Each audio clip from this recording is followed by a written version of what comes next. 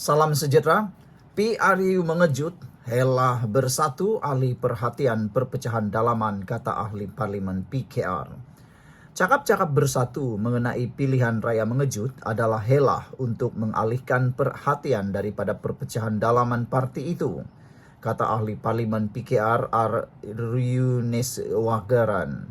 Ahli parlimen segamat itu berkata, keadaan bersatu kini tegang antara kumpulan yang menyokong Presiden Muhyiddin Yassin dan timbalannya Hamzah Zainuddin. Tambahnya, Muhyiddin dan Hamzah juga sudah lama tidak dilihat bersama di khalayak ramai. Apabila semuanya dikaji, cakap-cakap tentang pilihan raya mengejut di peringkat nasional ini kelihatan seperti usaha untuk mengalihkan perhatian daripada perpecahan dalaman dalam parti itu sendiri, katanya dalam satu kenyataan. Yunis Waran merujuk kepada Setiausaha Agung Bersatu Azmin Ali yang minggu lepas berkata parti itu telah memulakan persiapan untuk menghadapi pilihan raya umum mengejut. Pada November tahun lalu, Muhyiddin memberitahu Malaysia Kini bahawa dia telah menyusun barisan kepimpinan yang menyaksikan kompromi berjaya dicapai bagi mengelak perpecahan. Timbul spekulasi bahawa langkah itu diambil untuk mengelakkan pertembungan antara KEM yang menyokong Hamzah Zainuddin dan juga Azmin Ali.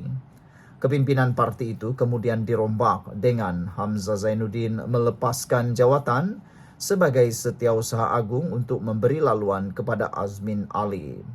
Bagaimanapun, Yunis Waran membayangkan persefahaman itu kian pudar. Dia merujuk kepada mandat yang diterima Muhyiddin daripada Majlis Tertinggi Bersatu untuk memastikan pemilihan parti itu tidak mencetuskan perpecahan. Apa yang dilihat atau dilakukannya adalah mewujudkan situasi tanpa pertandingan dengan dirinya sebagai presiden. Manakala Hamzah Zainuddin berada di kerusi timbalan sementara penyandang ketika itu Ahmad Faizal Azmu mengundur diri. Namun persefahaman itu kini kian pudar. Banyak persoalan timbul, sama ada ini bertujuan untuk mengelakkan pembelotan lebih lanjut memandangkan 6 ahli parlimen telah beralih sokongan kepada kepimpinan Anwar Ibrahim, kata Yunis Waran. Dalam dia merujuk kepada 6 bekas ahli parlimen bersatu yang sebelum ini menyokong Anwar sebagai Perdana Menteri, sekaligus menentang pendirian parti itu sebagai pembangkang.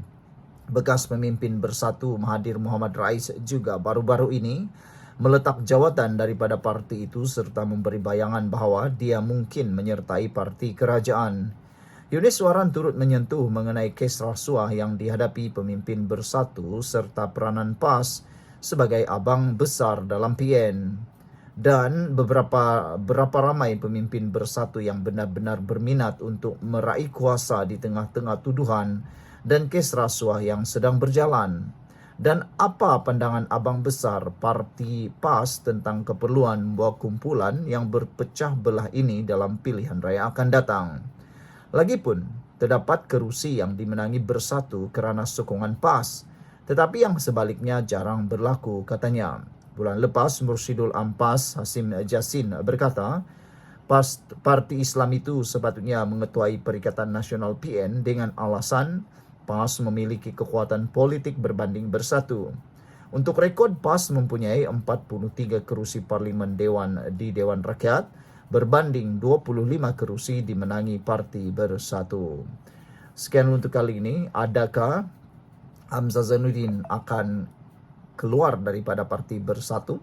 Ataukah ada lagi 15 orang yang akan menyokong Anwar Ibrahim keluar daripada Parti Bersatu? Dan nantikan dramanya. Salam sejahtera, terima kasih karena bersama dengan saya di Nazilin Unity Channel. Kelantan, Terengganu, Perlis dan Kedah rekod kes tertinggi penyalahgunaan dadah. Macam mana nak maju ni? 4 buah negeri yang dipimpin oleh Perikatan Nasional diketuai oleh PAS merekodkan kes tertinggi penyalahgunaan dadah. Wah, ini memang luar biasa. Ini memang kejutan kepada kita semua yang tak pernahlah ramai orang nak sebarkan. Ini yang kita takutlah kan. Macam mana ini boleh berlaku di 4 buah negeri pimpinan PAS.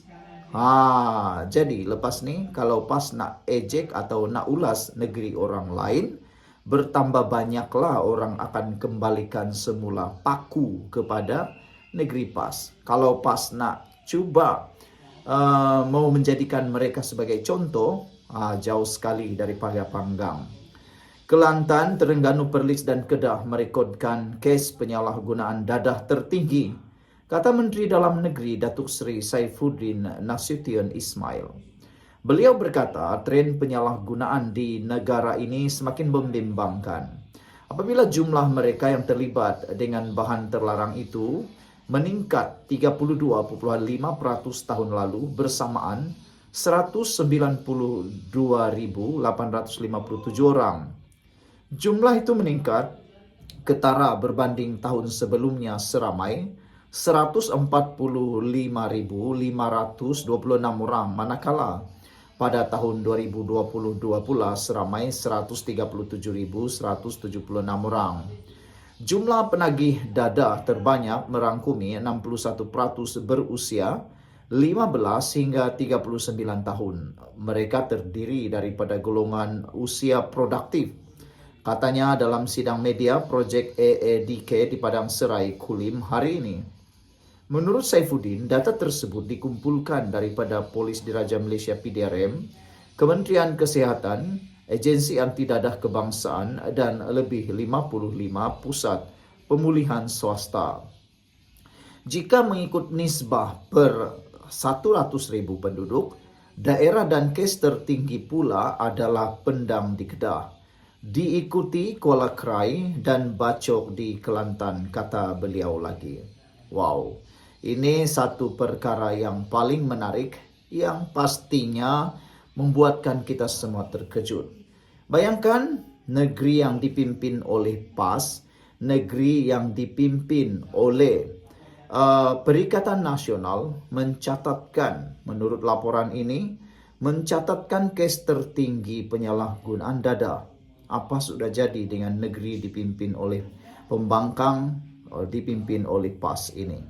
Bagaimana agak-agaknya mereka nak menjadi contoh kepada negeri-negeri lain, atau bagaimana mereka nak mahu mengambil alih negeri lain kalau negeri sendiri pun sukar untuk diuruskan, kata netizen lagi. Mereka mengambil contoh apa yang berlaku di negeri mereka itu.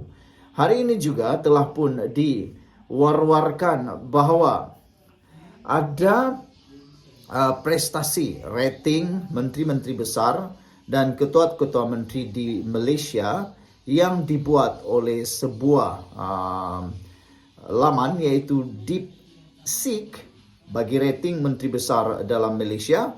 Yang paling teruk adalah Menteri Besar Kelantan. Wah, paling teruk Menteri Besar Kelantan. Beberapa yang telah disenaraikan. Chatbot dari China, DeepSeek, memberi rating kepada semua menteri besar sambil menyertakan kelebihan dan kekurangan setiap seorang dari mereka.